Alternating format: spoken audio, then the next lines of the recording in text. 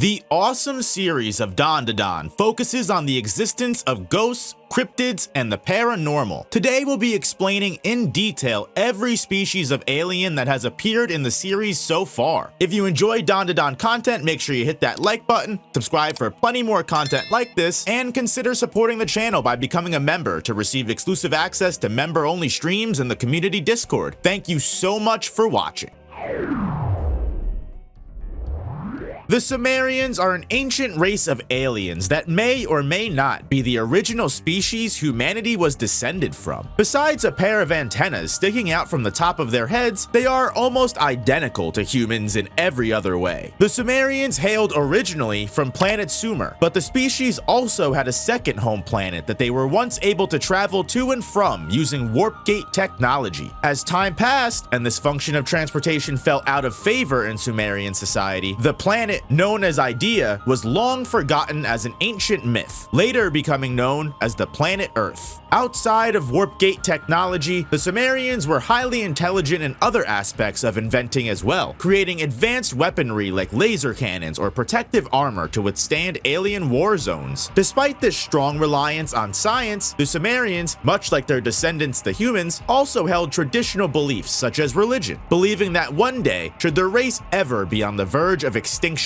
a god who the Sumerians depicted as a giant kaiju monster would reveal themselves and rescue them. Eventually, the Sumerians would find their planet Sumer invaded by a more violent alien race known as the Kur. And no matter how hard they fought back, they were eventually outnumbered, almost being wiped out entirely. Every Sumerian male was rounded up and sacrificed like cattle to fuel the Kur's exosuit production. The female population left to dwindle down to a mere few. This small number of women fought valiantly in rebellion against the Kur for many years, a perilous war that would only serve to shave off even more of their race, until only 4 remained. 4 strong-willed warriors and the last remaining Sumerian child. In one final act of defiance against the Kur race, these 4 women and child fought all the way through the Kur's stronghold, giving each of their lives, all in the hopes they can reach that long-thought mythical legend of a warp gate and escape to Idea. And with those final sparks of courage, the women of their race are not only able to send Bamora, the last Sumerian child, off to Earth to someday mate and rebuild their species, using an exosuit that conveniently resembles that ancient Sumerian kaiju once foretold to appear in the darkest of days, the remaining women ignite a revolution against the surprisingly found Sumerian men still remaining in the Kur stronghold, once and for all pushing the Kur out of their homeworld and saving their race from extinction.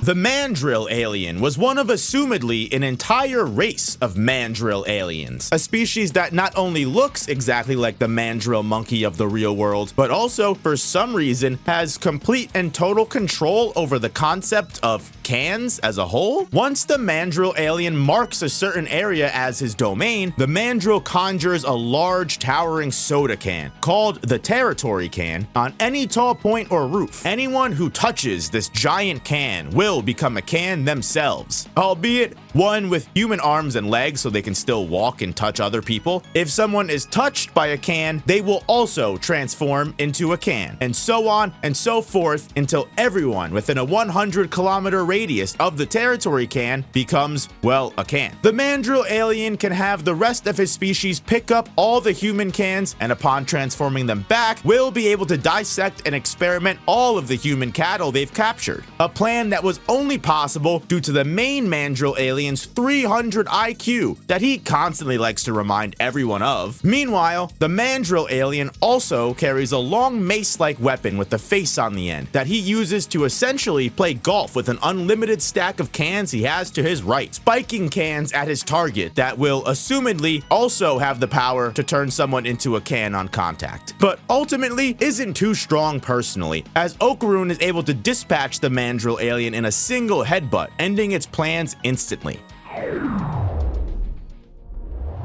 Serpo Aliens, or Serpoans, are a strictly male-only species of aliens that hail from planet Serpo. Because Serpoans are exclusively male, they are unable to biologically reproduce and must resort to technology such as cloning and nanomachines in order to increase their population. This is what brings Serpoans to act violent towards other species, especially humans, as they must abduct other living organisms to steal their reproductive organs, comically referred to as banana organs, in order to spark growth in their species' genes. As without any new DNA being introduced, the Serpoans are doomed to remain evolutionarily stagnant. While on Earth, the Serpoans all share a similar, barely humanoid disguise to remain inconspicuous, but their true form is that of a black and white slug monster, still all looking exactly the same. Serpoans almost always act in groups, and even if they do employ other races, they are quite discriminatory towards them. Serpoans think nothing of reducing non-Serpoan employee pay for minor mistakes or enforcing forced labor. The species even harshly shunned Rokuro Serpo, a singular Serpoan who deviated slightly from their programming due to honoring his promise to the protagonist, regardless of how much Rokuro did to try and save the duplicates in his group. Because they're essentially a hive mind, their self-awareness is at an all-time low, to the point they even believe themselves to be a peaceful race, despite their intents to forcefully rob humans of their sex organs. This works to their benefit when attempting to solve tasks, as they are always on the same page and rarely deviate from the crowd's mentality. With their advanced technology, they are able to construct tools within their bodies such as scissors or a large cable to extract human organs with. Their creations can also be merged together with other life forms in order to create massive amalgamations like the Serpod Dover demon Nessie. The Serpoans can also use their extreme intelligence to manipulate brain waves, granting them power to alter the human mind and arouse them for organ extraction, or release these psi waves externally in the form of telekinesis. The Serpoans can release large psychic shock waves that can blow craters into building walls, or when putting multiple Serpoan minds together, they can summon a pressurized zone of gravity that hold down even yokai. While their teamwork, albeit childish, is what has allowed them to survive this long as a species, Rokuro Serpo is proof that not only can Serpos change, they can even evolve under the correct circumstances, as Rokuro is the only one of his kind able to make use of nanomachines, technology developed by Ludas the alien that can rebuild almost anything.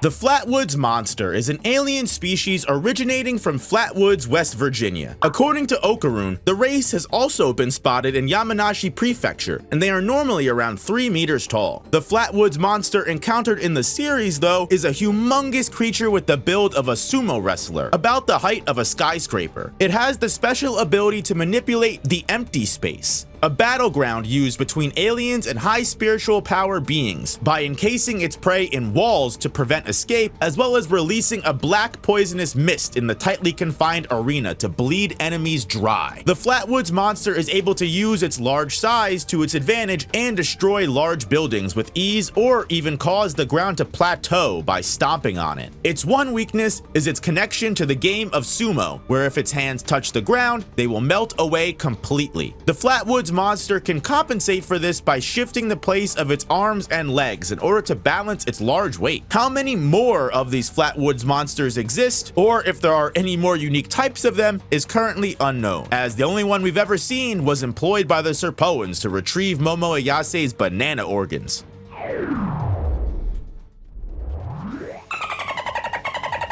Or Dover demons for short, are a race of humanoid crab aliens originally identified as a cryptid sighted primarily in 1970s Dover, Massachusetts. The Dover demons' home planet, known as is currently an active conflict zone, forcing its species to look for work outside of their own star system, primarily finding jobs as either bodyguards or sometimes even worse, due to their physical stature. The main representative of the Dover demons is Peeny Weenie, or Mr. Mantistrip if you prefer, a mercenary initially hired by the Serpoans to help in their robbery of human reproductive organs, eventually becoming an ally that has helped humanity time and time again. Mr. Mantistrip is actually a pacifist by nature, despite his genetic makeup making him so strong, describing himself as one of the weakest of his kind, only taking dangerous jobs that require fighting out of necessity necessity. You see, Peenie Weenie's wife died of an illness, and his son Chiquita has come down with that very same hereditary sickness. And without constant expensive blood transfusions, Chiquita won't be able to survive the disease. Luckily though, Dover Demon's blood is the exact same substance as cow milk, which allows Mr. Mantis Shrimp and his son to live happily on a farm in Japan, due to their home planet consisting primarily of water and milking a cow being nigh impossible to accomplish under that water. They simply just use human disguises to hide amongst the earthling masses. In combat, Mr. Mantis Shrimp could produce punches that brought entire walls to collapse, as well as being quite the proficient boxer when it came to close quarters fighting in general. Although Mr. Mantis Shrimp was easily dispatched by supernatural beings like Okarun or Ira, it's to be reminded he is one of the weaker Dover demons, and he prefers not to use his full strength in battle. His species' extreme endurance can't be taken away from him though, powerful enough to take critical blows from strong yokai or Cerr exosuits, or even shrug off poisonous substances entirely. After being injected with a Serpoan energy serum, Peenie Weenie is transformed into his all-out mode, multiplying his power by 24 and turning him into a 24-hour salaryman. In this form, Peenie Weenie's punches increase in strength and can also produce projectile shockwaves just from the boom of his strikes alone. When underwater, the Mantis Shrimp transformation only grows more powerful, 10 times multiplied in fact, similar to an actual Mantis Shrimp's 1-inch jet punch. It's unknown how much of Salaryman's transformation is Mr. Mantis Shrimp's pure untapped potential, and how much Serpoan meddling affected the Dover Demon genes. Mr. Mantis Shrimp is still able to change into this form as a last resort, although he admits without Serpoan energy, he can barely maintain its power for 24 seconds. Nessie, better known as the Loch Ness Monster, is an unidentified mysterious animal, UMA for short, originally located in 1930s Scotland. It was thought to be a giant sea creature that inhabited the depths of Loch Ness Lake. Nessie technically isn't an alien, but this is honestly the best category she fits in, and the fact that the creature was employed by the Serpoans solidifies that. The Loch Ness Monster is an instinctual predator, not having the brain capacity to determine friend from foe or follow complicated orders. Nessie responds to anything that enters its sight with hostility and doesn't seem to have object permanence once that thing leaves its sight. The monster attacks by absorbing massive amounts of water in through its gills and firing it back out of its mouth as a highly compressed beam with the power to cleave through entire buildings. While it takes time to recharge the cannon, as long as Nessie's in water, its number of shots are unlimited. It's unknown if Nessie is one of a kind or if it really is a part of some alien race that the Serpo made contact with. But after Nessie is converted into the Serpod Dover Demon Nessie, she was eradicated for good after the amalgamation is destroyed by Okarun. Big Mamas are colossal alien monstrosities kidnapped from the deepest reaches of space by the Cerr alien race. It's to be assumed Big Mamas are not the actual name of their species, this is merely what the Sumerians dubbed them. Much like the Serpoans, every Big Mama is exactly identical. It's unknown if this is due to genetical engineering by the Cerr for efficiency or simply a natural occurrence in the Big Mama's evolution. The Big Mamas themselves seem to bear no self-awareness or intelligence, merely responding to whatever is placed in front of them by devouring it without question. Despite being a biological entity, its purpose is almost undeniably militaristic and artificial in nature. After enough organic material is consumed by the Big Mama, its bizarre digestion system then compresses it, molding it all into a mechanical bodysuit to be worn for combat and conquest. Depending on the quantity and quality of life fed to the Big Mama, the quote-unquote exosuit that is produced will differ greatly every manufacturer. These exosuits greatly range in size and power, from smaller suits equipped with the ability to fly to larger ones that can crush entire cities with reality-bending abilities. It was said that exosuits produced by Big Mamas are so powerful it would be impossible for anyone not wearing an exosuit to keep up with them, something that greatly influenced the Cerr race's dominance over the rest of the universe. The being known as the Tsuchinoko and the alien race of Subterraneans are intertwined, so we'll be discussing them together. Not much is known about the Subterraneans as a species, other than they are able to wear human skin in order to more easily blend into Earth's society. They are known to have supernatural strength and durability, even within their human vessel, shown when Naki Kito, a Subterranean in disguise, ignores her limbs being fractured and can continue fighting in close quarters combat despite that. For 200 years, a Subterranean named Naki Kito masqueraded as the powerful matriarch of the Kito family, ingraining that family into the small town politics of their local village, and eventually becoming the highest authority in the area, usurping even the police in their manipulative facades. At some point in history, Naki Kito convinced the village's population that an evil cryptid known as the Tsuchinoko inhabited their village's active volcano. Attributing the volcano's potential of erupting to the Tsuchinoko's hunger, the Kito family and the village locals resolved to sacrifice one human child every couple of years to keep the Tsuchinoko fed. While the village people feared retaliation from the Tsuchinoko, the Kito family worshipped the very real entity as if it was a god. It's unknown if all of the Kito family were Subterraneans, as only Naki Kito reveals herself after the other families are arrested. It's impossible to know if this was a rogue effort on Naki's behalf, or if it's just the natural behavior